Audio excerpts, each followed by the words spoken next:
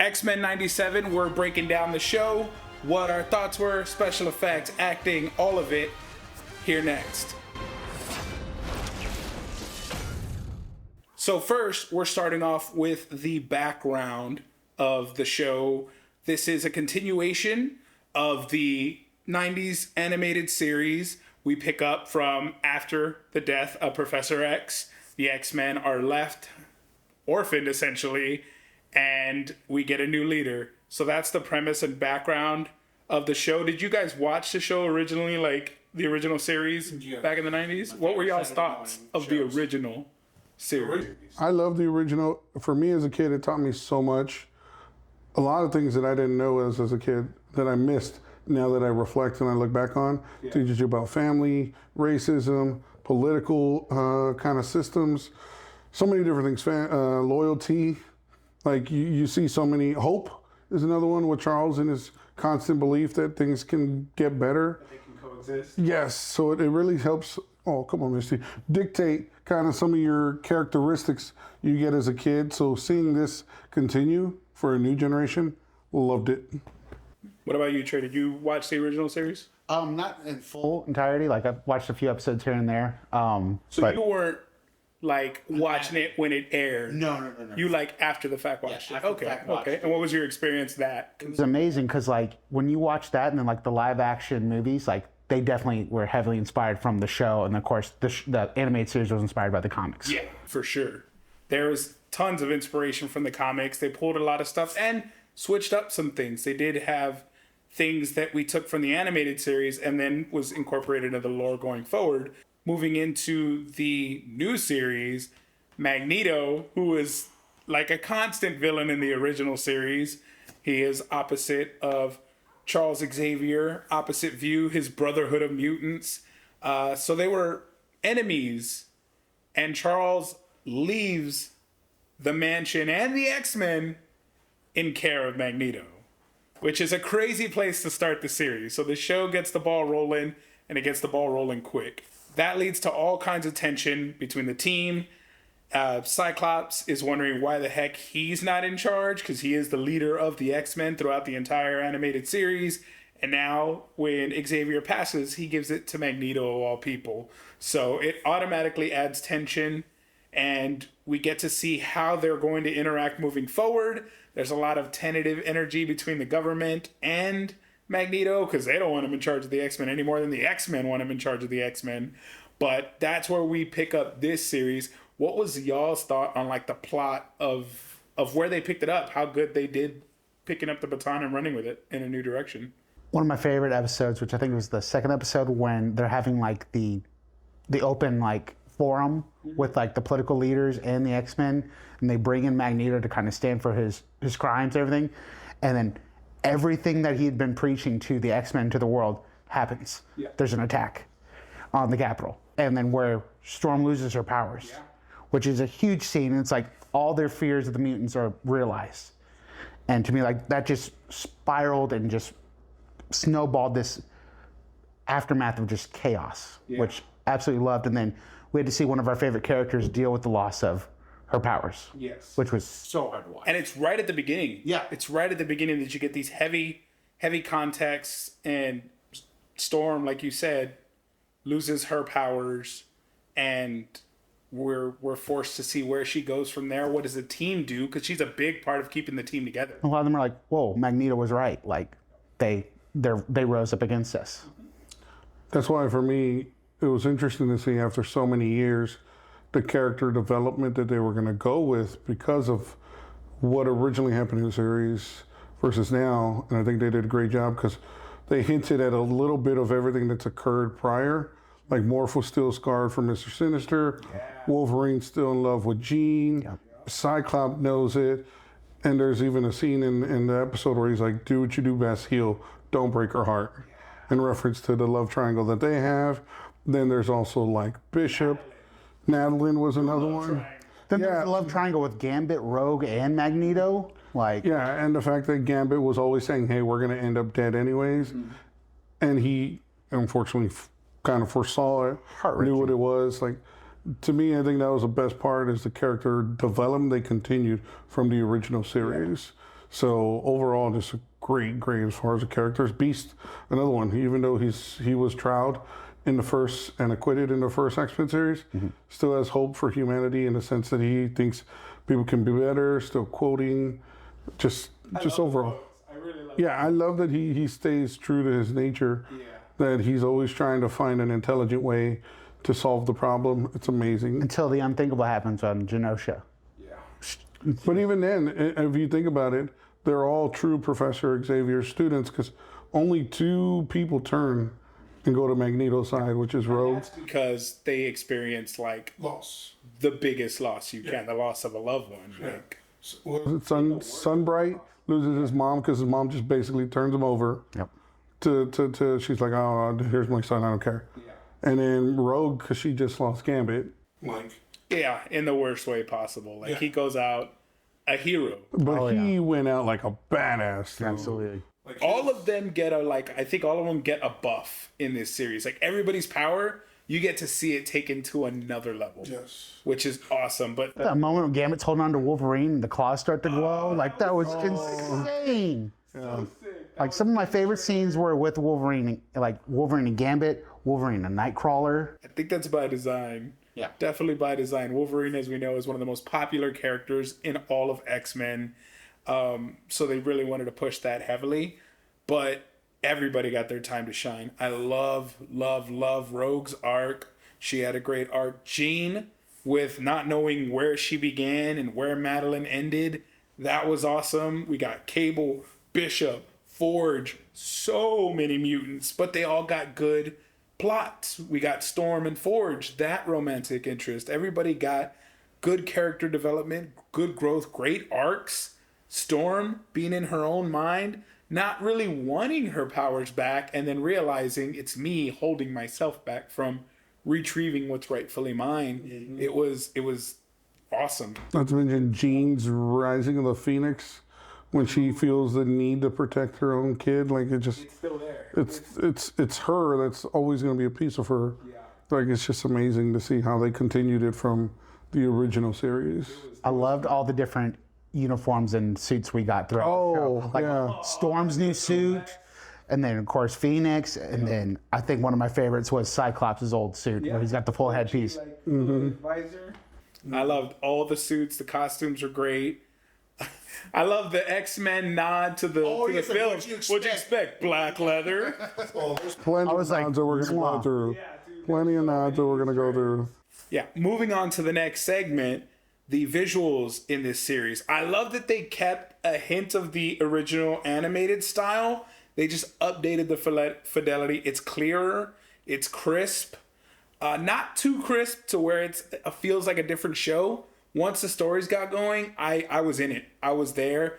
The visuals were great. The power-ups and the big scenes felt so awesome. Like when Cyclops lets a rip and just bam, blast that beam, you get all of it. When Gambit goes to get the Sentinel and he lights the entire Sentinel up and you get that massive explosion, like those visuals were awesome. And they add to the story. They weren't just like, oh, big boom. Yeah.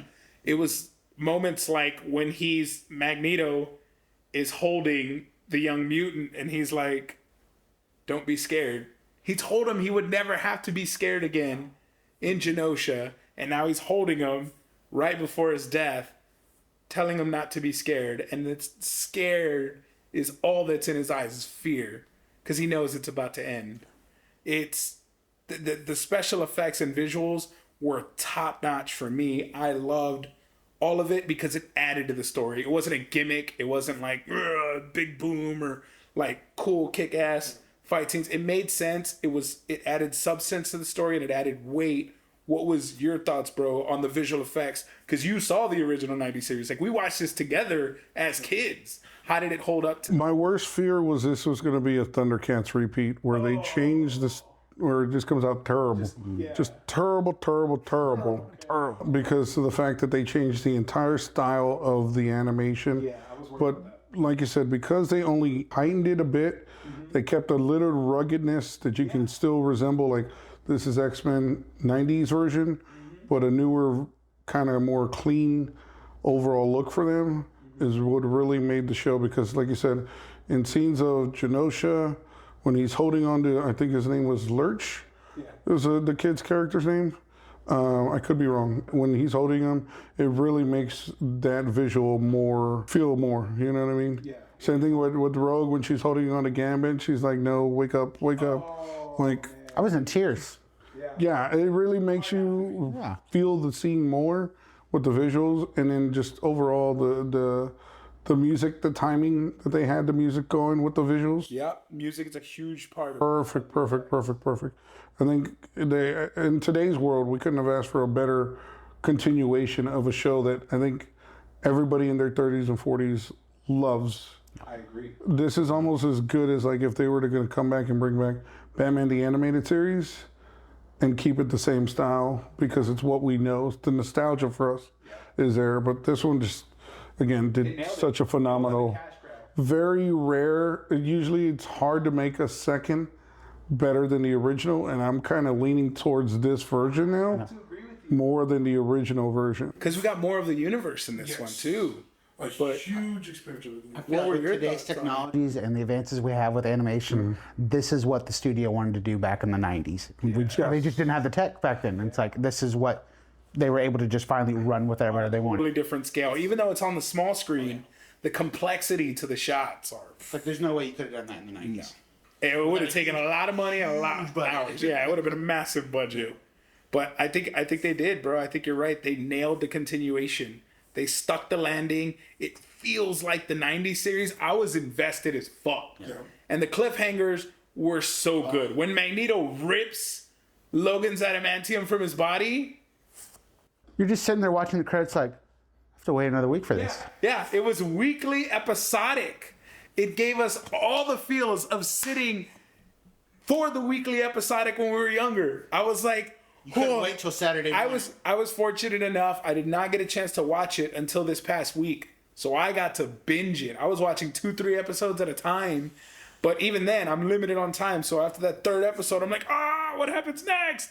I got to wait till the next day so I can get up early, watch it. It was kind of cool because I was waking up at 5 a.m. to watch it. So it was like, sun's coming up. Exactly. I'm an adult, but the sun's coming up through the window. I'm watching X-Men. It was so surreal. Maybe that added to it. You need your bowl of cereal. Man. I was going to say, I just needed my pancakes in the morning or some sort of breakfast. Dude, some Eggo waffles, something would have been dope. Some breakfast would have been good. No, it was so good and so well done. Great continuation. Yeah, not only did it nail the continuation, but like you noted this earlier, bro, the themes were there. The characters' motives from the original series. Beast was very calm, very forgiving, very gentle. Cyclops tried to continue being for humanity, but had a very hard time justifying their actions. Magneto, of all people, tried to give humanity a shot, but you can't. He, in the back of his mind, was like, humans are going to do what they're made to do. They're just destruction incarnate. They have to be the only thing. They have to destroy everything that is a threat to them. And he's proven right for the most part. Yeah. He's proven right. Even when they're facing the Sentinels in the sky, doesn't all of Earth launch missiles towards them to try to eradicate the threat? Again, it's self-preservation is what we see. So the themes in this are as true to the X-Men as any other telling of their story. The world hates you, but that does not mean you have to hate the world back. You can still protect them. You can still fight for them, even though you are viscerally hated, attacked, even murdered. And the X-Men still stand on the side of the good in humanity because they know that there is some good in humanity. And I think they nailed that theme. A lot of modern political undertones were in there with the extremism and the alt-right type fanaticism of the people who wanted the Sentinels to control all mutants or keep them in their place, or we don't want them where we are.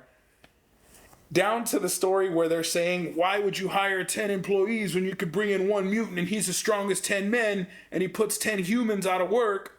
Like, that's very reminiscent of narratives that we have around aliens, immigrants, things of that nature.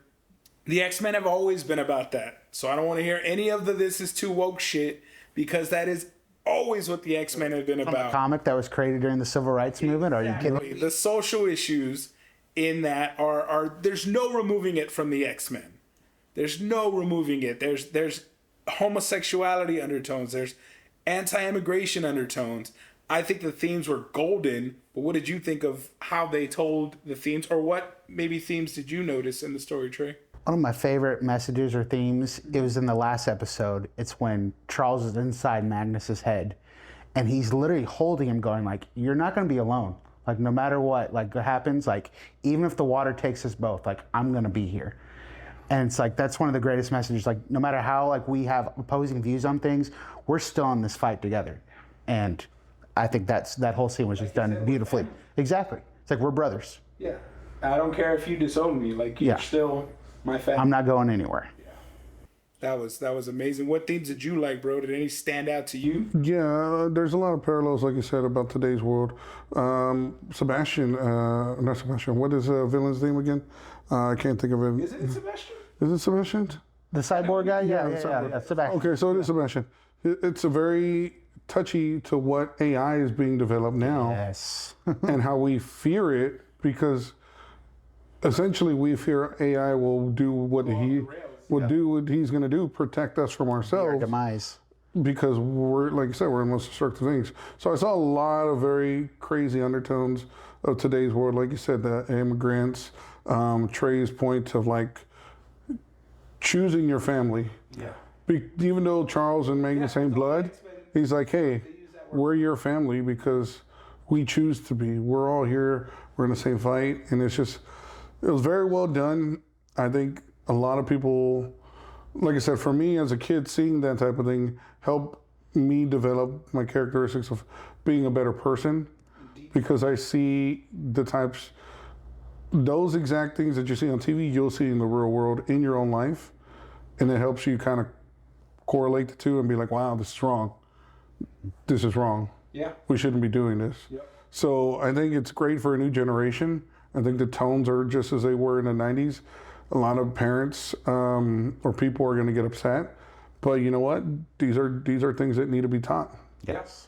Yeah, now is a great time for the X-Men with all the protests across colleges, the anti-genocide protests that are going on, and the way they're trying to skew optics and report it in a way that it isn't.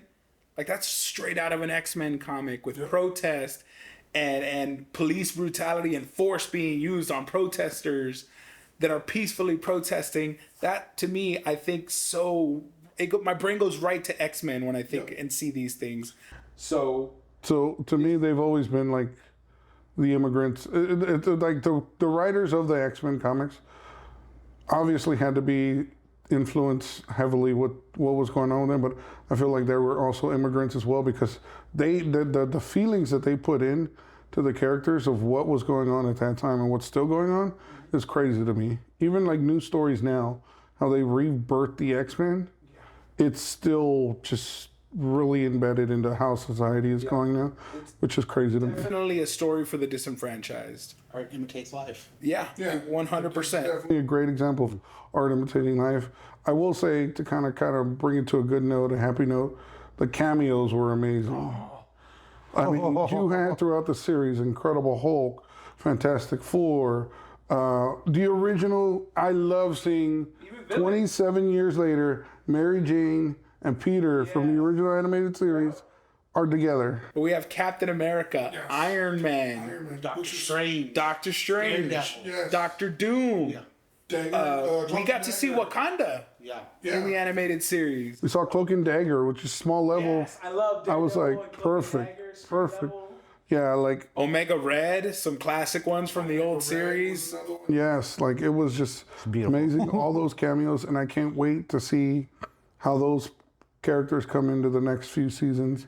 If they even come in at all, I don't care. But as long as cameos are there. We know they exist. We know this is a big, larger Marvel universe. There's Marvel Animation now, there's Marvel Television, and there's Marvel Studios. Still all under the same umbrella. I would love to see the Watcher come in some way. Ooh. That would be dope. at least peek into this universe or get like visions of this universe in the What If series would That'd be be a great. cool little nod. Yeah, it would be, I think, a great way to tie the animated back in because you have the Amazing Spider-Man series, you have the Avengers, like you have so many places you can go with this. I'm excited for what comes next for Marvel in the animated space because DC, I'll be the first to say, has always dominated. Their animated movies are the best. The Crisis right now that they're doing in 3 parts, probably some of the best animated movie that I've seen. Like The Crisis, but 97 put a flag in the ground for Marvel. Absolutely. If they continue on this track, I'm all on board. I'm all for having amazing DC animated and amazing Marvel animated. We all win. We all win in the end as viewers. Do you guys have any final thoughts before wrapping it up? Just kind of like Art was saying, like all these cameos, like it just kind of teases, like, can we get another animated Spider-Man series? Like I think we all want that. I would love to see that because I want to see where he found her. Because you remember when it ended, he left with Madam Web to try and find the real Mary Jane.